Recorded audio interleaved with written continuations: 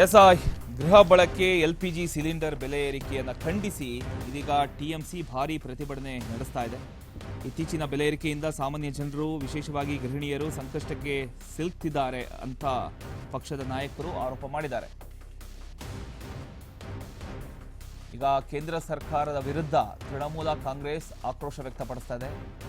ಕಪ್ಪು ಬಟ್ಟೆಯನ್ನು ಧರಿಸಿ ಪಾತ್ರೆಗಳನ್ನು ಬಡಿಯೋ ಮೂಲಕ ಪ್ರತಿಭಟನೆ ನಡೆಸಿದ್ರು. ಗೃಹಿಣಿಯರ ಮೇಲಾಗ್ತಿರ್ತಕ್ಕಂತಹ ಆರ್ಥಿಕ ಹೊರೆಯ ವಿರುದ್ಧ ಈಗ ಅವರೆಲ್ಲ ಸೇರ್ಕೊಂಡು ಕಿಡಿಕಾರ್ತಾ ಇದ್ದಾರೆ. ಸಚಿವೆ ಚಂದ್ರಿಮಾ ಭಟ್ಟಾಚಾರ್ಯ ನೇತೃತ್ವದಲ್ಲಿ ನಾಯಕಿಯರೆಲ್ಲ ಸೇರ್ಕೊಂಡು ಆಕ್ರೋಶ ವ್ಯಕ್ತಪಡಿಸ್ತಾ ಇದ್ದಾರೆ. ನೀವು ದೃಶ್ಯದಲ್ಲಿ ಗಮನಿಸ್ತಾ ಇದ್ದೀರಿ, ಕೇಂದ್ರ ಸರ್ಕಾರದ ವಿರುದ್ಧ ಆಕ್ರೋಶ ವ್ಯಕ್ತಪಡಿಸ್ತಿರ್ತಕ್ಕಂಥ ಟಿಎಂಸಿ ನಾಯಕರು ಕಪ್ಪು ಬಟ್ಟೆಯನ್ನ ಧರಿಸಿಕೊಂಡು ಹಾಗೂ ಪಾತ್ರೆಗಳನ್ನು ಬಡ್ಕೊಂಡು ಪ್ರತಿಭಟನೆಯನ್ನ ನಡೆಸಿದ್ರು. ಗ್ಯಾಸ್ ಸಿಲಿಂಡರ್ ಬೆಲೆ ಏರಿಕೆಯಿಂದ ಕುಟುಂಬಗಳ ಖರ್ಚು ಹೆಚ್ಚಾಗಿದೆ ಅಂತ ಅವರು ಕಿಡಿಕಾರಿದ್ರು. ಇನ್ನು ಈ ಪ್ರತಿಭಟನೆಗೆ ಸಚಿವ ಚಂದ್ರಿಮಾ ಭಟ್ಟಾಚಾರ್ಯ ನೇತೃತ್ವ ವಹಿಸಿಕೊಂಡ್ರು.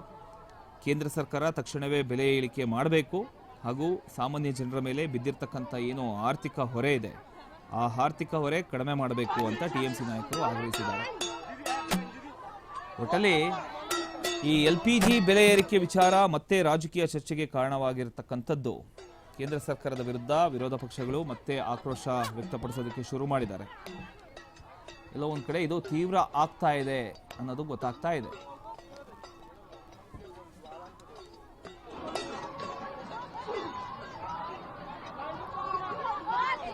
তুমি এটা খুলে দাও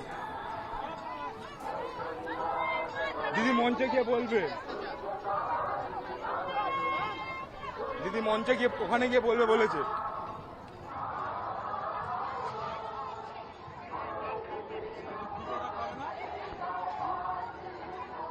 দিদি ওইদিকে চলে গেছে কিন্তু।